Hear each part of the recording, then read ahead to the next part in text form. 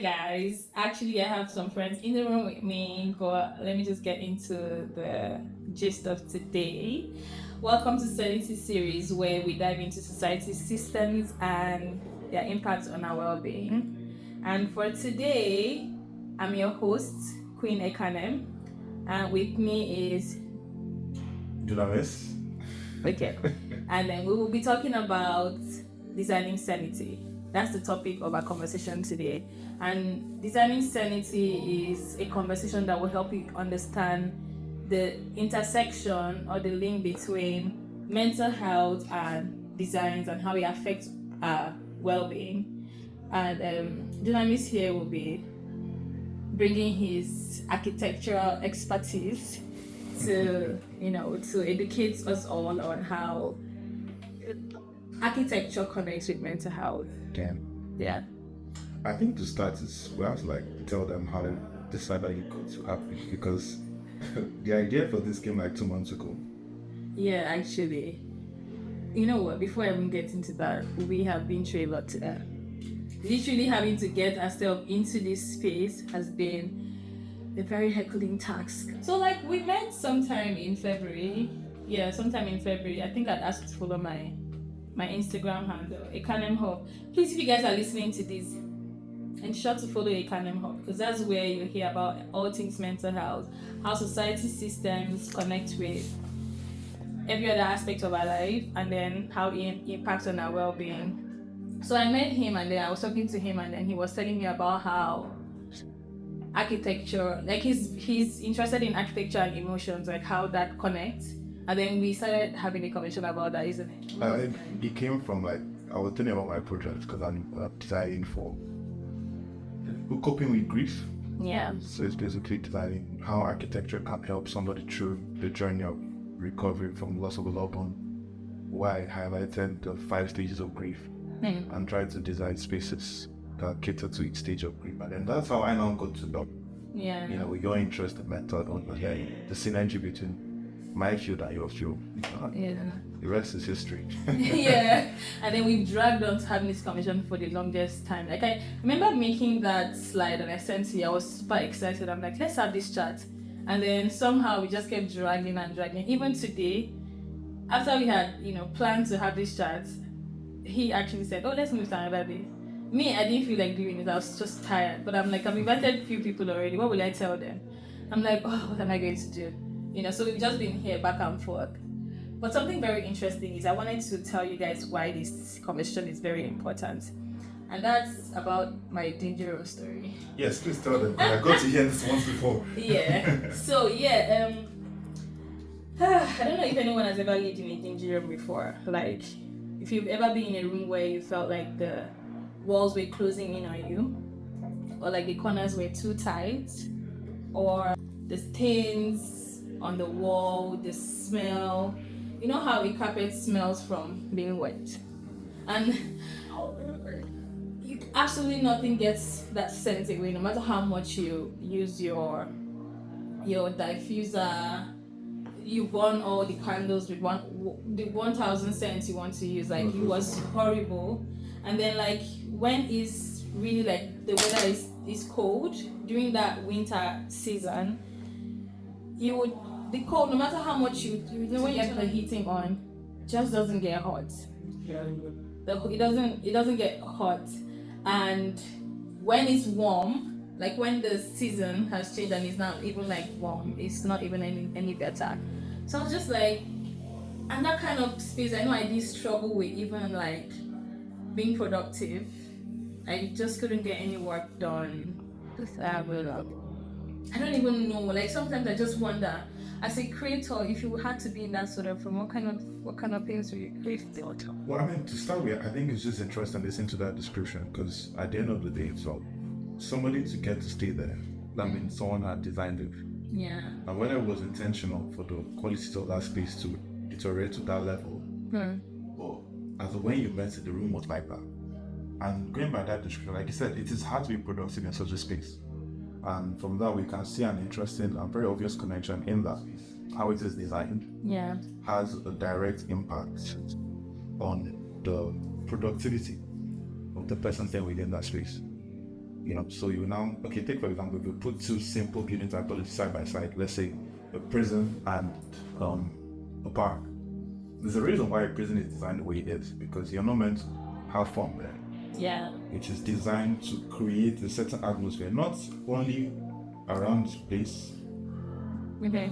but also in the mindset of the person staying within that space, such that you crave something else because you know that this space is actually not helping. Yeah. And then just going by that description, I mean, all the thoughts of horror movies I've watched just came, pouring in, just looking at how somebody will be forced to stay there. And I don't know how productive and how effective the contributors can that kind of person be, coming out from such a space. Honestly, do you know that this even reminds me of one time when I was actually going through a grieving season of my life, and then there's this garden in my university there. They called it the prayer garden. One of my friends would know what I'm talking about.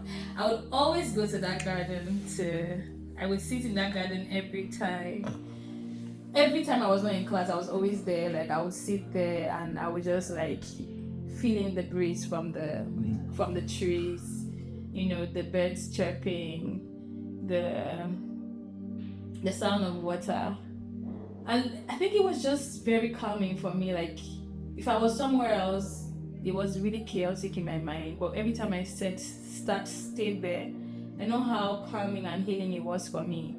So when you put that prison and when you put the prison and this side by side, it's complete, and it's and like I said before, it's very deliberate. Yeah. Like I said, that room that you stayed in, however it got to be like that, for somebody to allow someone to, it's that. Well, there are other factors that will lead to something happening first. It just shows that how your room has direct impact on it. So it's important for us to discuss this, and which is why I'm actually having a discussion, because people need to understand that. Because sometimes you'll be wondering, why am I not as productive as I want to be? Yeah. And you may not know that the space you're staying in has a large role to play in that. Do you know that today in my room, I was just thinking, I'm someone that I love a lot of space, right? And that's why I would prefer white walls to colorful walls. Even though if I wanted to sleep, I would prefer sleeping in a colorful wall. And I was just like, I think I need a walk-in closet. Like, I just want to be able to have a room where it's just plainly empty. All I have to see there is plants and my bed. Because I want to be able to, there's so much inside of me that needs to spread into the room. But I don't need eyes to see it. Like, I don't want to see them in forms of furnitures. Like, I want to be able to express myself by staying in an empty room and feeling it up with my own presence, not with things. And then I was just like, I need a walk-in closet. Like, I need to pack all these things in this room. I'll put somewhere else and just have an empty room. Like, that's how much I love space. And there's something I noticed in the houses here in the UK. Like, they are so tiny. Like, you barely have leg rooms, right? And I just wonder if whoever designs these houses, if they do actually take into place the people that will live in there and how they'll be able to express themselves in that space. And that even takes me back to I don't actually know what architecture is. Well, I think for one, when we're taught in school, the introductory definition we're given is just one that focuses on the designing and building of structures. Now defining more as the process of the development of structures from the concept development stage down into the final completion and handover. Yeah, actually. But a key aspect that is taken, and this is actually something that I got to understand when I changed architecture school. You realize that the key part of that definition is not there, which addresses the fact that we as architects are responsible for the emotions of people within a space. Because when you give a definition that's kind of like an overview, I just say from concept to final completion, you tend to gloss over the fact that you're designing a room that can either positively or negatively impact the person. So coming here, but my background in architecture came from more of designing a room, put two windows, allow for cross ventilation, entry, exit, and then that's it. But doing my master's now, you now get to understand that it's not just about placing windows. Yeah, there's cross ventilation, but like second back to mental health. If with that positioning of those windows, if somebody is in that room, would the person be able to achieve comfort? Yeah. So you now look at that, it's not just placing windows. Then the depth in design now comes, the depth in special policy now coming. Now you now have what type of window, Yeah. how high or how wide are the windows? Yeah. Where is the light coming from? Where is this room being positioned? Where is this window positioned? So now you now see that something as simple as where a window is, it's easy for you to forget that this window placement has a very large role to play. The lighting. In the lighting, which now also affects the mental well-being of the person staying there. Yeah, actually. So I think it just connects with the weather. When you're saying the weather, I was talking to my friend this morning, and then we're like, who doesn't even like sunshine? Like, when the sun comes, it comes with joy. When it's winter, it comes with darkness. Like, it comes with gloom, sadness. And yeah, we talked about how, like, positioning of the house, how the house is being structured in a way where the sun building orientation. Yeah, building orientation. How does it reflect into the positioning of your house, in the sense that when there's light? Funny story. Yeah, tell me. I had a couple of rooms to choose when I moved into the building I'm in now. Yeah. And what sold me on the one I ended up picking was they said it faces where the sun is rising. Ooh. And for me that was enough to be like, yeah, that's good enough for me.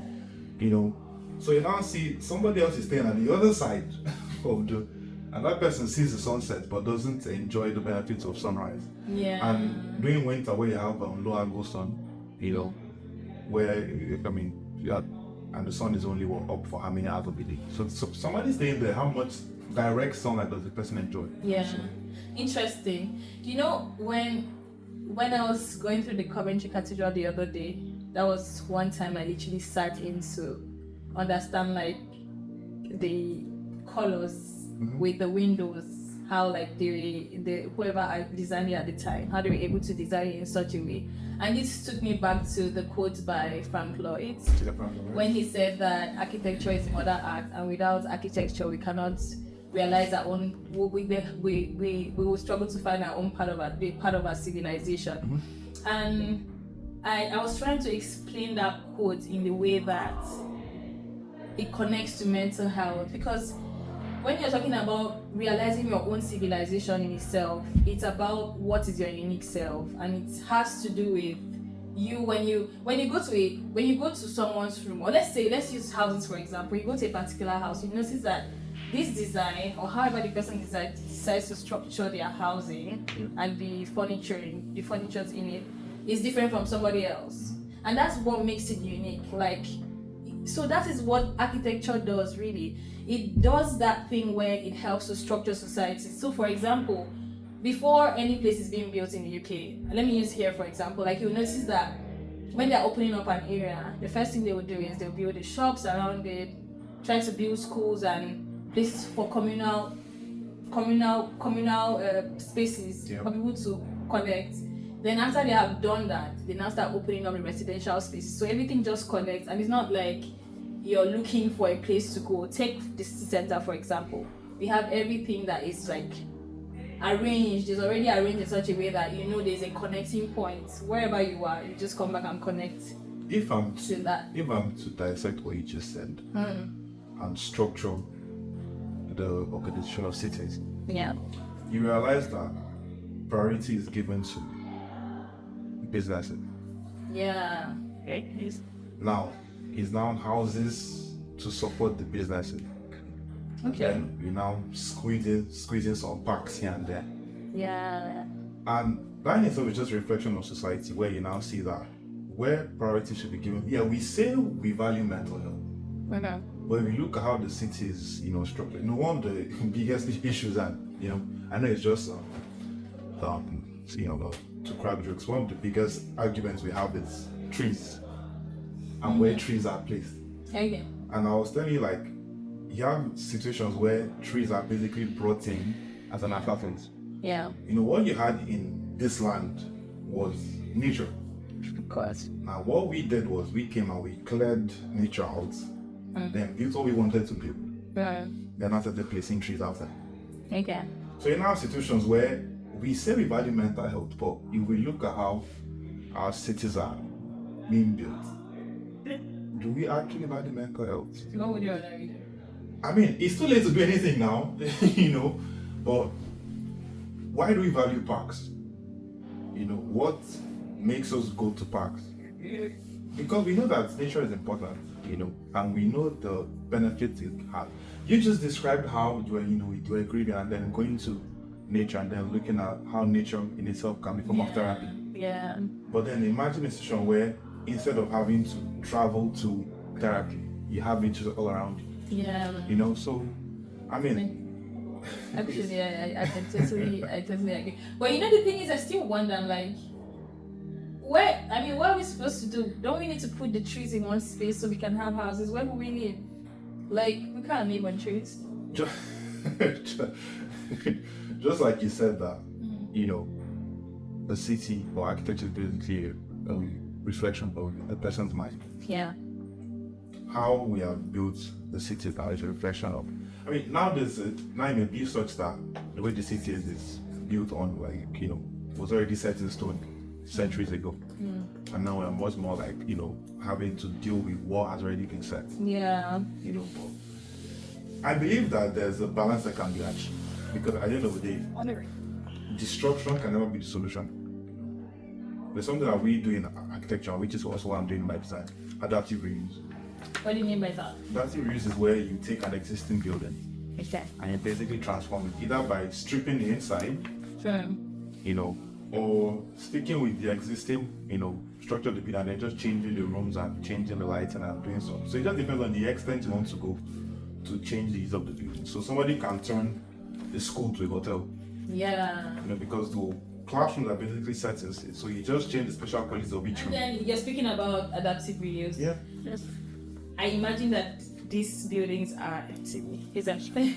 Because I see them and they look dilapidated. I don't think people live there. At the same time, because I don't want us to go too far into adaptive reuse, Yeah. But I'll just say this to close on that. Even though sometimes destruction is not the solution, there are some things that you cannot adapt. There are some buildings that just have to be brought down. Yeah. Now, it's unfortunate when we have scenarios like that, which just shows that for every architect, when you're making a build or you're doing a design, it's important to consider the long-term implications of what you're doing. So you now have buildings that are awkwardly positioned, are no more useful. They have run out of both emotional and functional use. What do you mean emotional? Functional use basically leans into this classroom is for teaching. Okay. Emotional use is more like how I felt in this classroom. Yeah. Because of the depth of feeling that I've attached to this space, I wouldn't want it to destroy it. Do you know this is the same way I felt when I was getting one of my accommodation? So when I was staying at Corporation Beach, I know most of us who stayed there would think it was a very shitty place. But there was that connection I had there. I'm like, I would miss this space. Like sometimes I think about it and how I used to sleep for a long time because of how like the color, the paintings were, it was really calming for sleep. So I would sleep for a very long period of time. And yeah, I really did like that space. I struggled to move out of it. Not because it was perfect, but because I had this sort of connection with that space. So yeah, that's the emotional plan, isn't it? Yeah. Okay. So you see that like even if a room may not be so perfect, yeah, but now you're given that room depth. So there's an emotional attachment to that space. Yeah. Someone else will be like, what's this? Like, how can you stay here? But you're like, nah, this is. I'm going to drag my friend in here. She's been in her space for so long. I have a feeling that there's another attachment to that space because she wouldn't leave. But yeah, I hope she doesn't know I'm talking to her. Okay. Well, this is really interesting, and I really wonder how we can really like delve into the living in environment and like the inner spaces, the outdoor spaces, and the indoor spaces, right? And how they can be adaptive in promoting well-being. Do you get what I mean? I think for one, one of the things that tries to achieve with this podcast is that we want this to just set the tone for further discussions. Yeah. So this is just us just basically giving you a brief overview. I'm sure it seems like I've touched a whole lot of things, but if we have to close with this, I'll pick the room you described, the danger of, and just highlight different areas of it. Because first you said color. that's one special quality that has a large role to play in mental well-being. We had also highlighted, windows, openings, and lights. That is another, special quality that affects well-being. And when we talk about windows, the next thing is views. What do you see when you look out the window? Absolutely. So I'm going to continue a bit on that one. Like literally, I love views. Like if it was just a nature view, I'm sold. When I open my window, I just look out, I'm like, oh my god, this is so amazing. I could just sit there and just think about so many things, get inspired to write, or just travel into space. But that's something about view. Like I absolutely love my view to have like trees, grasses, everything that has to do with nature. Really. But then, how is the room you're in now? What's the view? I see the road. Exactly. So you now see like how, so it's easy to limit ourselves to the spatial qualities of within the room. But just if I just move the curtain, what am I seeing? Yeah, I'm seeing like the flyover, and I hate it, but what can I do? I think we've spoken about color, light, views. The next thing is scale, and which is something I explored in my designing for grief. I'll take one stage for example. If I want to design depression, how do I design in terms of scale? To be depressed, I won't give you room to express yourself. I want you to be confined to your thoughts. So instead of going, let me use 6 meters for example in height, I bring it down to 3 or even to 2. So you have to bend because I want you to be compact. I want you to feel like the walls are caving in. So imagine when you now design a room for somebody that is going through, trauma, and the spatial quality of that room is such that the headroom is very low. Yeah. That person will feel like he or she's going crazy because of the scale. There's no space for expression. There's no space, exactly. So you now see people will now run and now be like, I couldn't breathe inside. Not because there was no air, but the spatial and the scale, height, width of that room was such that it made he or she feel like it was being suffocated. So hopefully, subsequently we'll pick each of this and just expand on it. Like I said, I'm just going off like that room you described and just see how.